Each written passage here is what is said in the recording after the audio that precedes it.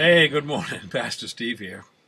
What was 14:5? One man esteems one day above another, another esteems every day alike. Let every man be fully persuaded in his own mind. He that regards the day regards it to the Lord. He that regards not the day to the Lord, he does not regard it. He that eateth, eateth to the Lord, for he giveth God thanks. He that eateth not to the Lord, he eateth not, and gives God thanks. For none of us live to himself. No man dies to himself. Whether we live to the Lord. Whether we die unto the Lord. Whether we live or die, we are the Lord's.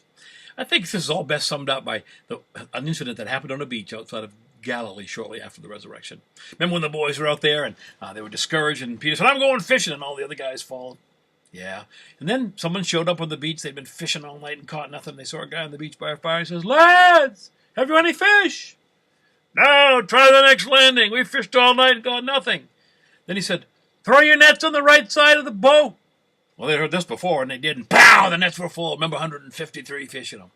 Then Peter says, "Whoa, it's the Lord!" And he jumps in, swims to shore, and Jesus feeds them. And then they're walking together in an intimate scene where Jesus tells Peter those 3 times to feed his sheep. And then in John 21:18-22, he says, "I tell you the truth. When you were young, you were able to do as you liked. You dressed yourself and went wherever you wanted to. But when you're old, you'll stretch out your hands. Others will dress you and take you where you don't want to go." Jesus said this to let him know by what kind of death he would glorify God. Then Jesus told him, "Follow me." Peter turned around and saw behind him the disciple that Jesus loved, John, the one who had leaned over him at the supper table. And Peter said, "Lord, what about him?" And Jesus said this, and this is my point here. "If I want him to remain alive until I return, what is that to you? You follow me. You follow me." In other words, dude, you serve Jesus. You leave me to sort out the other folks.